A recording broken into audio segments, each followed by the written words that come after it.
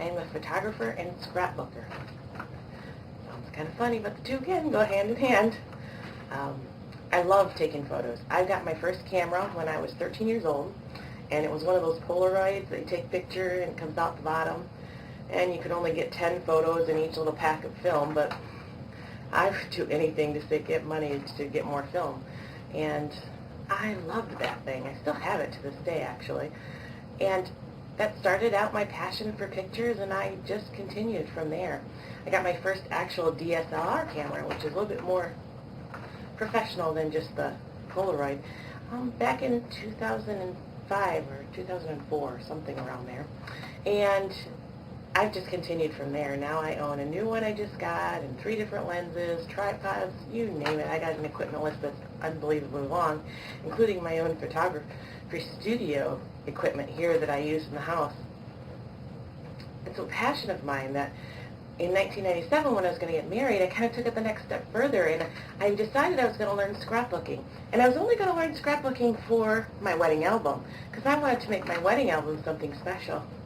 I didn't realize I'd fall in love with it, and it just continued to be a passion that I've done together. And they go hand in hand, because now I actually take photos specifically in a way that will make them easier to scrapbook, such as using coordinating colors and those type of things. And it's just been a wonderful thing that ties together, and I've kind of corrupted some other people in my family. We have a group of us women that get together from my cousins that their husbands blame me completely. To this day, it's hilarious. It's all Teresa's fault, but now you have the scrapbook bug too. It really is a great hobby because it also lets me be a family historian, and it's really worked together with being able to show my children where they come from, where they've been, and then maybe a little bit about where they're going. I am a planner. I love to plan anything and everything. Anything from something as little as a child's birthday party, which in their eyes is not very little at all the way up to a large-scale event or a vacation.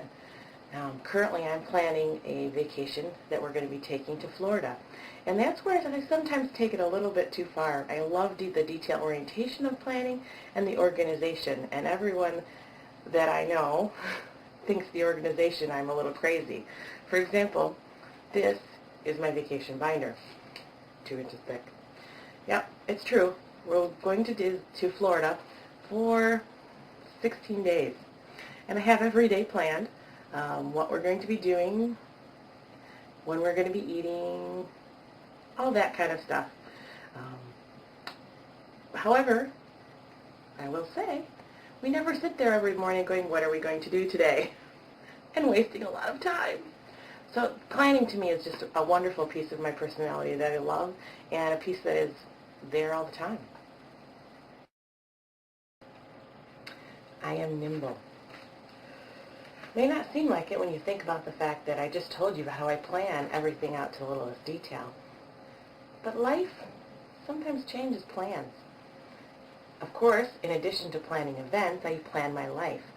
I had a plan for what I was going to do when I grew up. I had a plan for how my marriage would go, how I would raise my children, and all of those things end up changing from different things that happen in my life. I originally was going to be a doctor. I actually even went through my first year of college going towards a pre-med type degree.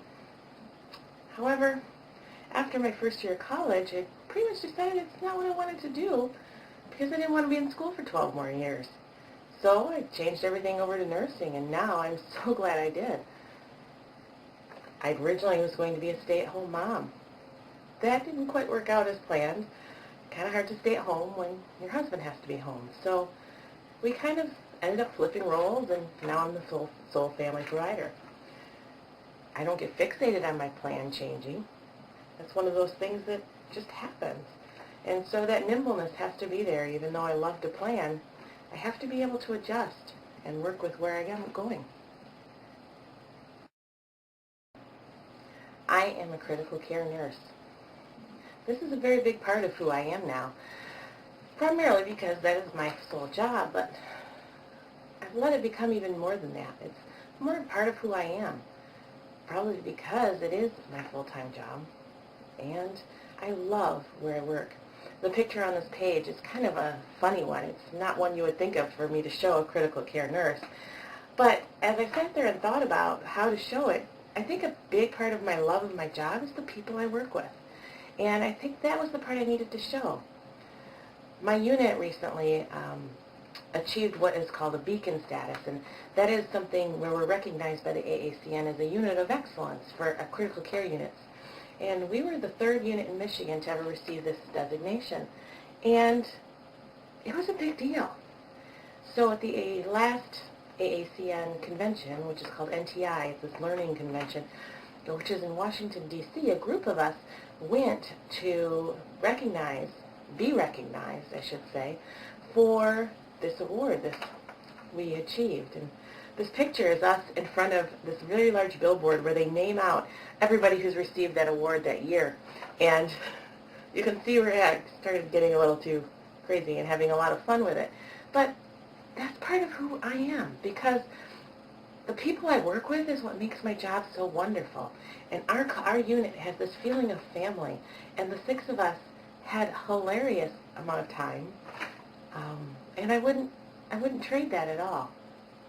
So yes, I'm a critical care nurse, but I work in a unit that is family, and that makes my job so much better. I am a leader today.